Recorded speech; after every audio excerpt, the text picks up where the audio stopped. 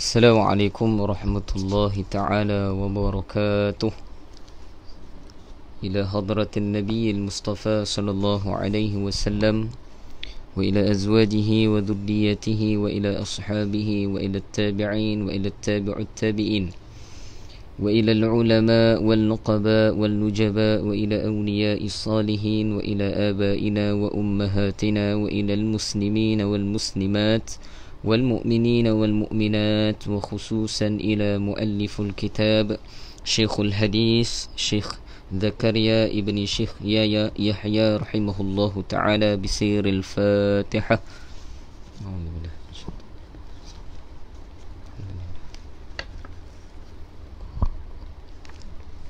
إياك نعبد وإياك نستعين.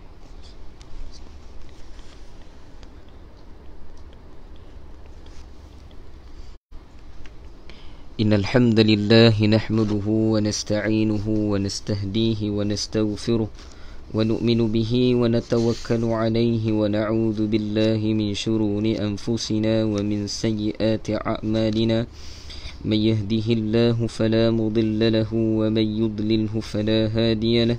نشهد أن لا إله إلا الله وحده لا شريك له، ونشهد أن سيدنا ونبينا ومولانا وحبيبنا وطبيبنا وإمامنا محمدا عبده ورسوله لا نبي بعده.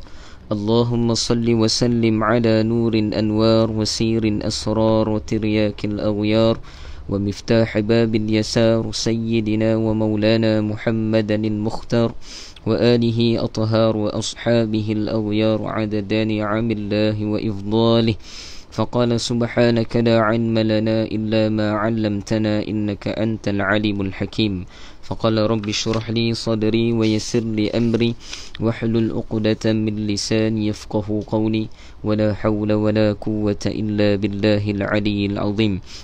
اللهم اغفر لنا ما قدمنا وما أخرنا وما أصرنا وما أعلنا وما أسرفنا وما أنت أعلم به منا. أنت مقدم وأنت مؤخر، لا إله إلا أنت يا مقلب القلوب ثبت قلوبنا على دينك وعلى طاعتك. سبحانك إنا كنا من الظالمين، ولا حول ولا قوة إلا بالله العلي العظيم.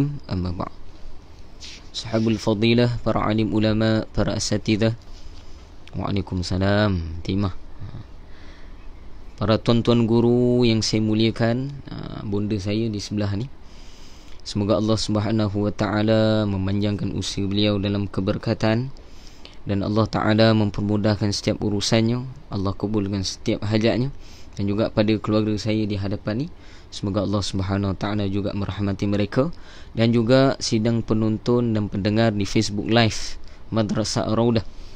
Pertama sekali syukur pada Allah Subhanahu wa taala atas limpah rahim daripada Allah taala. Waalaikumsalam warahmatullahi wabarakatuh. Alhamdulillah, syukur pada Allah taala. Hari ini merupakan hari ke-27 Ramadan.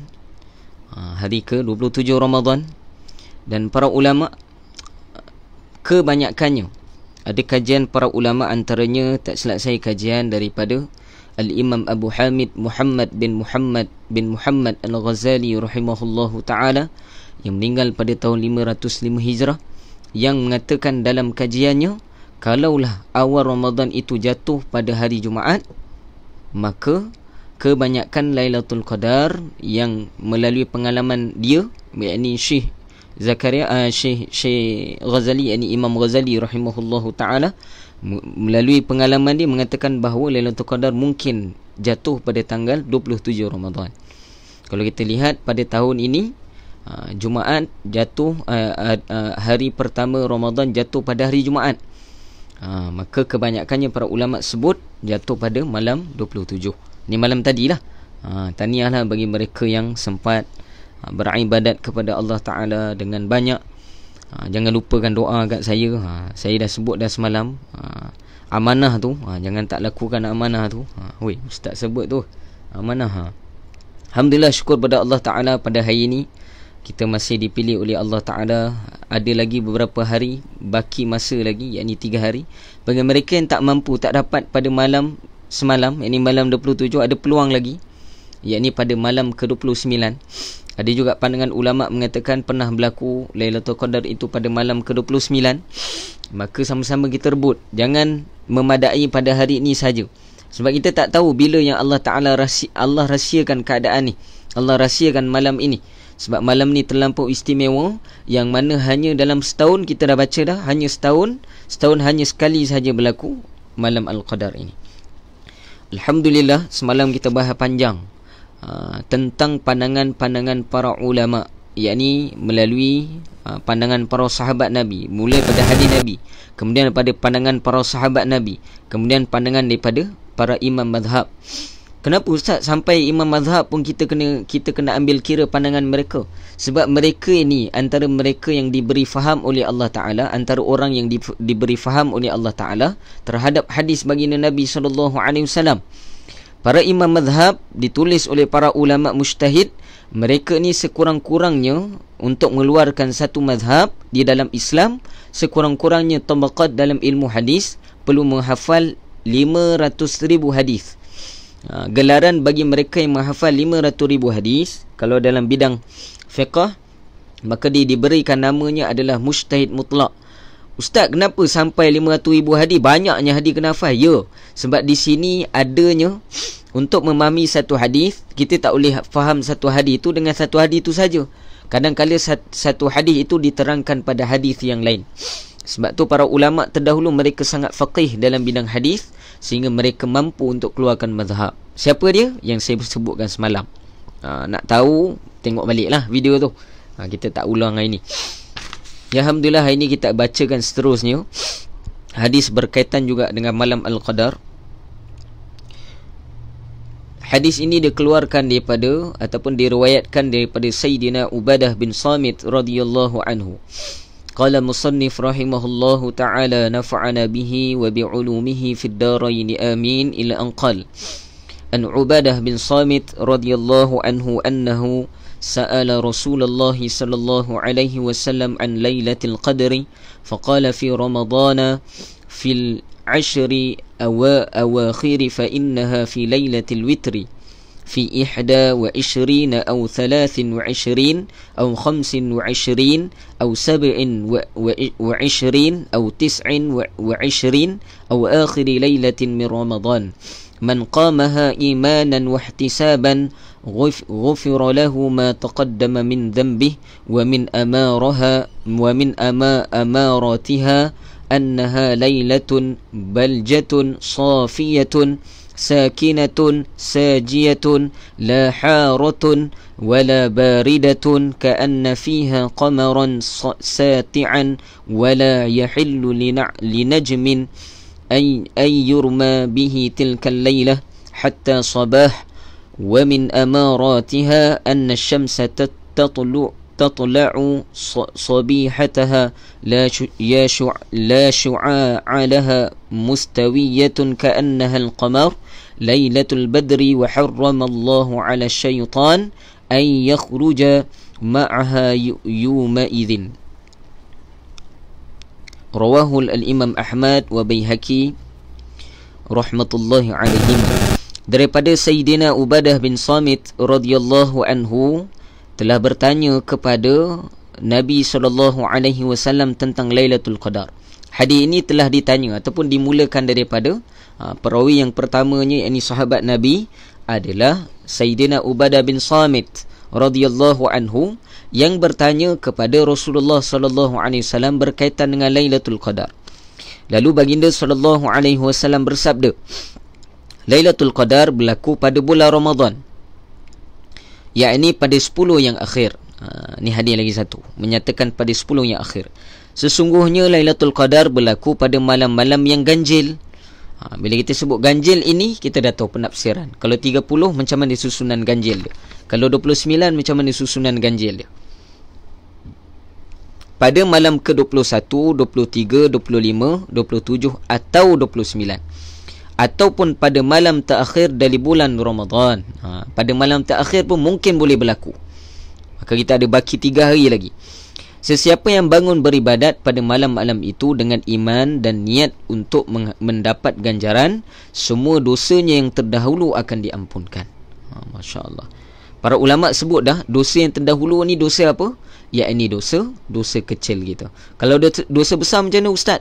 Boleh juga diampunkan dengan syarat kita melakukan solat sunat taubat dan kita berazam pada malam-malam Ramadan ini untuk tidak mengulangi dosa-dosa besar yang pernah kita lakukan. Maka dosa besar kita juga terampun oleh Allah Ta'ala. Antara tanda-tanda Lailatul Qadar ialah ini hadis ni masuk tentang tanda-tanda Lailatul Qadar. Semalam kita bahas tentang hari, kemudian berbeza pandangan ulama. Dan yang terakhir ini kita akan membahaskan tentang tanda-tanda Lailatul Qadar itu bagaimana, melalui riwayat Imam Ahmad dan Imam Baihaqi ini. Antara tanda-tanda Lailatul Qadar ialah keadaan terang dengan langit yang bersih. Itu pertama. Keadaan terang dengan langit yang bersih. Para ulama mengatakan langit yang bersih di sini memaksudkan apa? Berbagai-bagai pandangan. Ada mengatakan tidak nampak bintang, ada mengatakan nampak bintang dan sebagainya. Tapi maksud yang bersih ini adalah dimaksudkan dengan ketenangan pada hari itu. Pada malam itu rasa tenang. Kerana apa? Sehingga ketenangan sakinah yang diturunkan oleh Allah Ta'ala di atas muka bumi pada malam Al-Qadar, sehingga seakan-akan langit ini bersih sahaja pada malam itu. Itu pertama. Yang kedua, tenang lagi sunyi. Tenang lagi sunyi para ulama juga sebut ini berdasarkan pada zaman Rasulullah SAW. Habis ustaz, kalau orang main motor depan kondo suasana tu kan jalan raya tu, orang main motor, orang rem motor semua nak raya ni, main mercun. Adakah semua sunyi? Tidak. Para ulama kata sunyi ini bermaksud apa? Kepada segala makhluk Allah yang diciptakan boleh melihat malaikat ataupun boleh merasakan malaikat. Antaranya ayam. Ayam apa ustaz? Ayam jantan antaranya yang boleh melihat malaikat Allah Subhanahu wa taala ataupun makhluk lain. Pada malam itu sunyi. Sunyi di sini dimaksudkan dengan apa? Ketenangan juga. Maksudnya langit yang bersih dan juga waktu yang sunyi ini pada malam Al-Qadar dibahas oleh guru saya bermaksud apa? Hari itu ditenangkan oleh Allah Taala. Ditenangkan bagaimana? Nanti kita baca riwayat lagi. Itu yang kedua. Yang ketiga, tidaklah terlalu panas dan tidak pula terlalu sejuk. Itu yang ketiga. Dan tiga jenis tanda ini yang awal dinyatakan oleh Rasulullah SAW. Para ulama mengatakan tiga tanda ini adalah berupa dengan ketenangan. Sehingga dalam riwayat lain mengatakan bahawa pada malam Al-Qadar ini kerana ketenangan, luasnya ataupun bersihnya langit, tidak adanya bunyi-bunyi ataupun tidak ada suasana yang tenang lah, dan keadaannya sejuk tak sejuk sangat, keadaannya panas tak panas sangat, sedang-sedang saja. Menandakan apa? Tanda yang lain adalah ketika itu kita mudah untuk mengantuk. Maka pada malam Al-Qadar ini kebanyakan mereka yang selalu beribadat, mereka akan rasa penat pada malam tu. Kebanyakan pandangan para ulama juga di dalam hadis-hadis lain. Nanti kita akan bacakan juga riwayat tu. Kemudian seolah-olah, tanda keempat, seolah-olah bulan sedang memancar, yakni kerana banyak nur kerohanian. Di sini para ulama sebut roh kerohanian ini menyebabkan seolah-olah di langit ini bercahaya. Di langit ini bercahaya. Dan para ulama sebut juga untuk melihat cahaya kerohanian ini tidak lain tidak bukan adalah mereka yang diberikan kasyaf oleh Allah Subhanahu wa taala. Apa pula kasyaf ni ustaz? Mereka yang diberi kelebihan oleh Allah Taala untuk melihat bagaimana amal-amal ni naik ke langit. Ada ke ustaz? Ada yang Allah Taala beri. Antara dia siapa? Al-Imam Nu'man bin Sabit, yakni Imam Abu Hanifah. Sehingga dalam satu riwayat dia dapat melihat gugurnya dosa-dosa daripada titisan wuduk anak murid dia. Ini disebut. Para ulama sebut kalau kita orang awam ni macam mana nak lihat? Pada malam itu cahaya daripada bulan terang, dan cantiknya pada malam itu tidak ada pada malam lain. Ni dibahas oleh para ulama. Siapa yang bahas ni ustaz? Tunggu saya lah, Tunggu Haji Razali bin Ibrahim. Kemudian ini tanda malam 4. Dalam hadis ini nyatakan 4. Yakni yang pertama tadi seolah-olah bintang, yang pertama keadaan terang, yakni langit bersih. Yang kedua tenang lagi sunyi. Dan yang ketiga Allahumma salli ala Muhammad, tidak terlalu panas dan tidak terlalu sejuk, sedang-sedang. Dan yang keempat, seolah-olah bulan itu terang. Dan ada tanda yang kelima, kata Nabi, bintang-bintang tidak digunakan untuk melontar syaitan pada malam itu sehingga ke pagi. Di sini maksudnya, kalau mengikut pada pandangan Mu'alijul Islam, yakni pandangan ilmu rawatan Islam, ada pandangan mengatakan memang Allah Ta'ala menggunakan bintang. Bintang di sini maksudnya setengah ulama mengatakan digunakan petir. Petir ni masuk para ulama ketika itu kebanyakan petir. Sebab itu petir ataupun guruh yang kita dengar, bila petir ataupun kilat memancar pada salah satu tempat ataupun guruh yang kuat, maka disunnah ataupun disunatkan bagi kita untuk berta'awudz. Ini membaca a'udzubillahi minasyaitanirrajim. Sebab apa? Menurut pandangan dalam bidang rawatan Islam, para ulama mengatakan apa? Setiap daripada pancaran petir itu ataupun lintasan petir itu, kilat tadi ataupun guruh yang ada ini, semata-mata Allah datangkan untuk memanah ataupun menyakitkan para syaitan yang ada. Maka di sini para ulama kata untuk mentafsirkan bintang di sini, bermaksud juga ada pandangan juga mengatakan adalah kilat. Berkemungkinan juga tanda kelima ini berlaku pada malam Al-Qadar. Pada malam itu, kerana terlampau bersihnya langit, sehingga kilat pun tidak nampak pada malam itu. Dapat? Ini terlima tanda melalui hadis baginda Nabi SAW. Kemudian, antara tanda-tanda Lailatul Qadar lagi ialah, ni pada esoknya. Ini pagi Lailatul Qadar tadi. Pagi Lailatul Qadar. Tadi malam 5 tanda. Kemudian besok pada waktu pagi. Sesungguhnya matahari akan terbit keesokan paginya tanpa cahaya yang bersinar kuat. Matahari terbit dalam bentuk satu bulatan yang rata seperti bulan purnama. Allah Ta'ala telah mengharamkan syaitan keluar bersama matahari pada hari itu. Yang ini sebaliknya, pada hari-hari yang lain syaitan akan muncul di tempat matahari terbit. Ni bahas panjang lah bab ni. Tapi kita nak bahas apa? Keesokan harinya, ada pandangan ulama menafsirkan hadis ini pada menyatakan apa? Bila keluarnya matahari pada pagi itu, maka matahari akan memancar dan pancarannya tidak terlampau terang, tidak terlampau menyakitkan kita. Panas matahari tadi, silauannya tidak menyakitkan. Maka itu adalah tanda Lailatul Qadar. Kita lihat tafsiran Syekh Zakaria. Di dalam tafsiran ataupun keterangan Syekh Zakaria sini dinyatakan bahawa beberapa tanda yang dinyatakan dalam riwayat-riwayat dan juga disebut oleh mereka yang pernah mengalami malam tersebut, khasnya apabila matahari terbit pada pagi hari itu, matahari akan terbit tanpa sinarannya yang memancar kuat. Tanda ini banyak dinyatakan dalam hadis-hadis dan sentiasa ditemui. Antara tanda-tanda yang paling banyak diriwayatkan di dalam hadis adalah tanda pada pagi hari itu. Itu tanda dia. Iaitu ketika terbit matahari. Maka habis kuliah ni nanti boleh tengok macam mana matahari ni. Antara dia memancar kan. Kalau tak selalu tengok tu berat lah. Ataupun kalau orang tu dah tengok daripada awal Ramadan sehinggalah hari ini, dia dapat bezakan. Ustaz, macam mana beza Ustaz? Wallahualam. Ada beberapa hari yang saya tak sempat nak keluar rumah. PKP kan, duduk dalam rumah. Maka para ulama sebut keluar rumah, kita tengok bagaimana keadaan matahari tadi. Dia memancar bagaimana keadaannya. Kalau dia menyakitkan, mungkin dia bukan Lailatul Qadar. Tapi pandangan ulama mengatakan, kebanyakan riwayat mengatakan bila dia keluar, maka pancaran dia adalah seakan-akan pancaran ketenangan. Maksud je apa? Ada pandangan juga mengatakan, menafsirkan hadis ini, kenapa matahari ini tidak terlampau memancar pada pagi itu? Kerana banyaknya malaikat Allah Ta'ala yang masih berada di muka bumi ini ketika itu untuk mengangkat amalan-amalan umat Rasulullah SAW untuk dibawakan menghadap kepada Allah Subhanahu wa Ta'ala.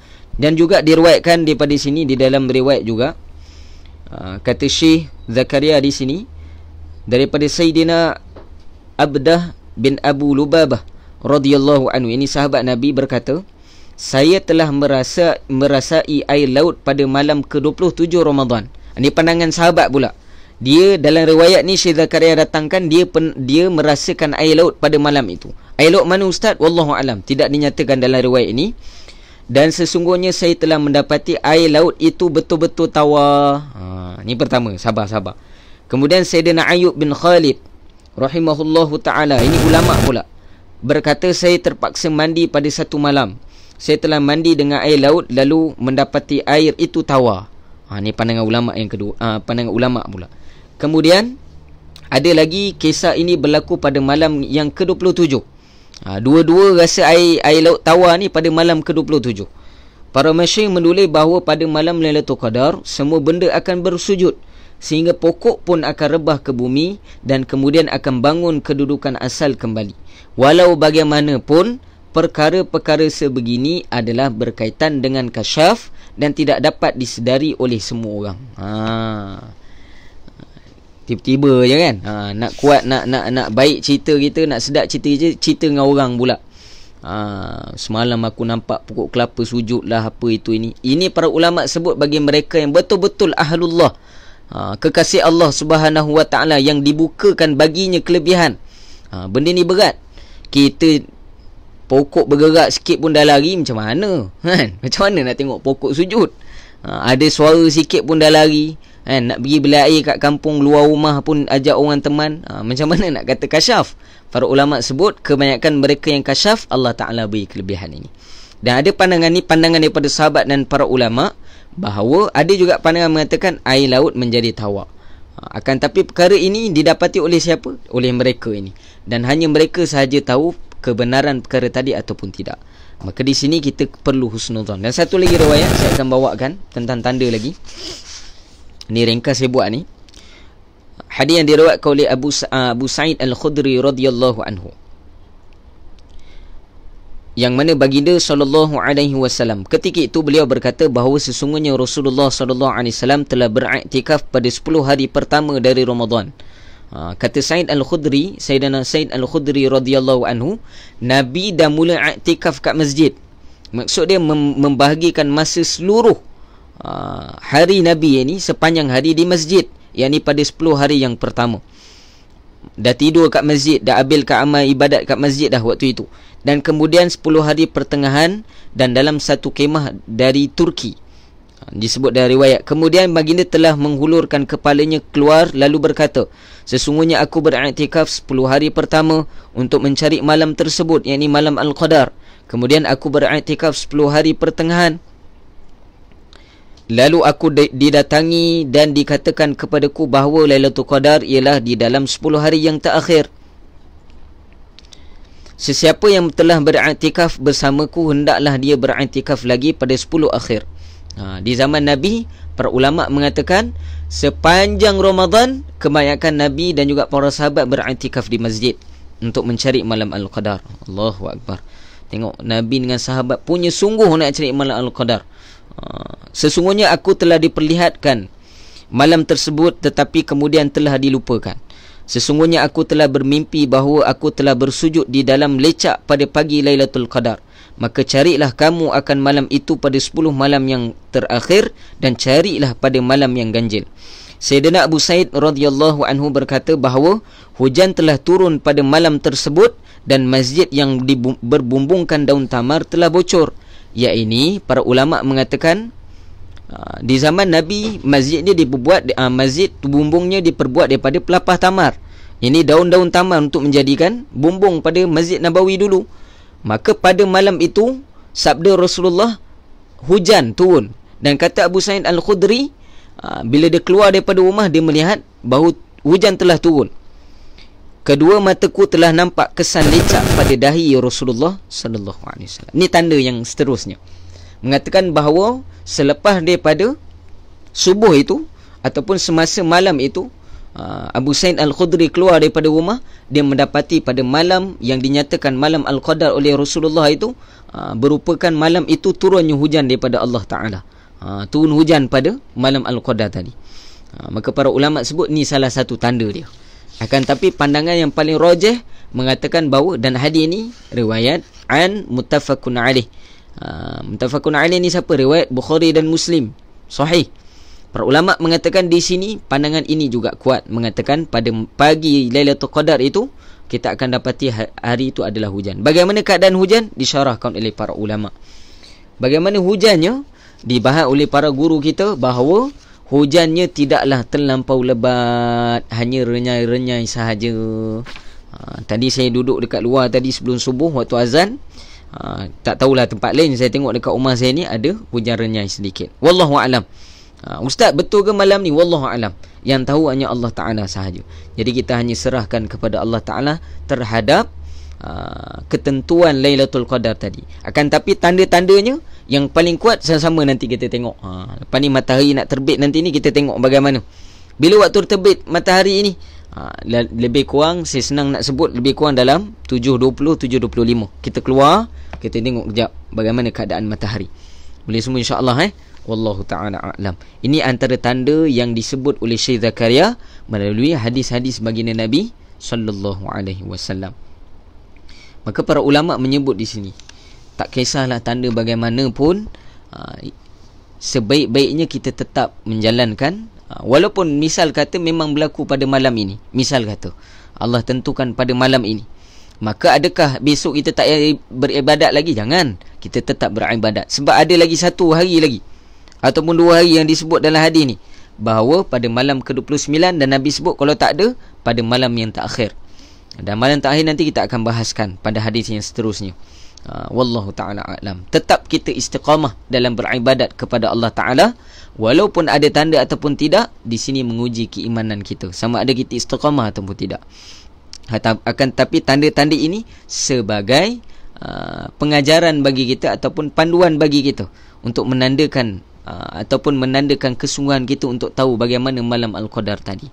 Maka tadi saya dah sebut 5 tanda yang awal, kemudian 2 tanda yang selepas itu, sama ada matahari naik ataupun selepas daripada subuh ataupun waktu malam itu berlakunya hujan. Dan ditafsir para ulama bukan hujan yang lebat, tetapi hujan yang renyai-renyai sahaja. Wallahu ta'ala a'lam. Habis bab tanda-tanda Lailatul Qadar. Saya tak nak bahas panjang, sebab tanda-tanda ini berbagai-bagai pandangan para ulama, dan mereka yang boleh mengeluarkan pandangan ini tidak lain tidak bukan adalah mereka yang pernah mendapatkan malam Al-Qadar tadi dengan banyak, ataupun dia mendapatkan malam Al-Qadar berturut-turut. Dia selalu dapat, sebab tu dia boleh tahu beza tanda-tanda dia. Maka yang kita ni kadang sekali-sekala ni, saya pun tak berani nak sebut juga ni, pandangan-pandangan ini yang mana yang rajih, maka kita hanya meriwayatkan sahaja. Maka ketentuan dia adalah daripada Allah Subhanahu wa taala. Wallahu Subhanahu wa taala a'lam. Cantik pancaran matahari pagi. Lihat dari tempat tinggi rumah Hanti Imah tingkat 23 Pelangi pun selalu terbit. Daripada tempat tinggi mungkin nampak lah. Kat kondo boleh tengok lah nanti macam mana matahari terbit. Jangan tenung pula tenung matahari itu pula. Ustaz, cahaya dia tetap menyakitkan. Memanglah tenung matahari, siapa yang tak sakit kan? Memang sakit lah. Akan tapi para ulama kata pancarannya kurang seperti mana hari-hari yang lain. Wallahu a'lam. Dan hari ini kita nak ajarkan doa yang diajarkan oleh baginda Nabi, yang diajarkan oleh para ulama. Ini doa berkaitan, ini bukan nak ajar, maafkan saya, kita nak kongsikan doa. Doa bila berlaku ataupun datangnya kepada kita lupa. Bila kita terlupakan suatu perkara, ada doa yang diajarkan oleh para ulama. Maka doa ni diajarkan antaranya di dalam kitab Munyatul Musalli karangan Syekh Daud Al-Fatani rahimahullahu ta'ala, pada bab menyatakan sujud sahwi. Bacaan pada menyatakan sujud sahwi, maknanya bacaan di dalam sujud sahwi. Apa dia doa dia Ustaz? Boleh ikut sama-sama. Bismillahirrahmanirrahim.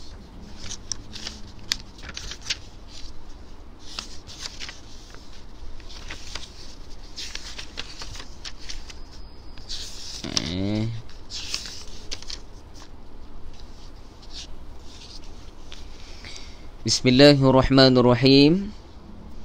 Subhana man la yanamu, subhana ma la yanamu wa la yashu. Ini diajarkan oleh Syekh Al-Fatani. Pendek je. Subhana man, dia sebenarnya man, kemudian dia ada lam, ada tasydid kat situ ataupun sabdu. Maka kita baca dengan subhana man la yanamu wa la yashu. Subhana man la yanamu wa la yashu. Doa ini diajarkan oleh Syekh Al-Fatani. Bila kita terlupa, maka baik untuk kita amalkan doa ni, insya-Allah. Dan para ulama sebut digalakkan untuk kita sebelum kita membacakan doa ini, maka selawatlah kepada Rasulullah sekurang-kurangnya 3 ke 7 kali. Itu paling kurang. Paling baik 100 kali kita selawat. Maka selawat ini para ulama sebut boleh mendatangkan ingatan kita balik. Dan kemudian kita doa dengan doa ini, subhana man la yanamu wa la yasu. Apa maksud dia maha suci Allah? Subhana man la yanamu wa la yasu. Maha suci Allah yang tidak pernah tidur dan tidak pernah lupa. Ni doa yang diajarkan oleh para ulama. Boleh semua insya-Allah semoga Allah Taala memberikan taufik kepada kita dan Allah berikan kita ganjaran berkat daripada usaha kita. Saya nak beritahu ni, kita tak lama dah nak buat kuliah ni. Mungkin sama ada besok ataupun lusa, saya tengok berapa hadis lagi yang perlu kita habiskan. Kita tengok keadaannya. Maka dah lama dah tak lama nak berakhir dah kuliah kita ni.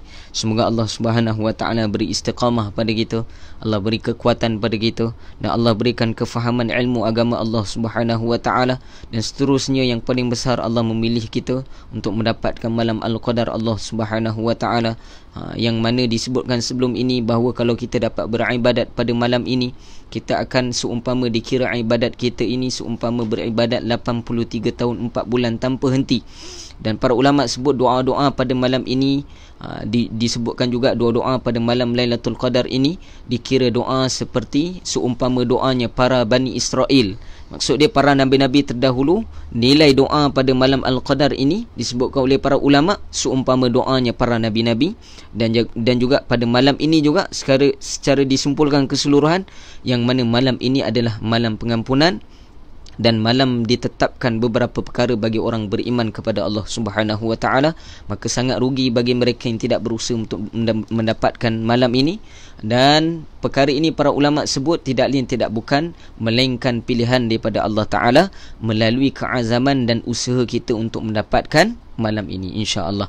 Wallahu taala a'lam. Tu saja pada saya, insya-Allah. Yang baik semua daripada Allah Ta'ala, yang buruk pada diri saya sendiri, semoga Allah Ta'ala memberi taufik kepada kita dan Allah memberi kekuatan kepada kita untuk kita amalkan, ambil iktibar dan sampaikan pada orang lain, insya-Allah.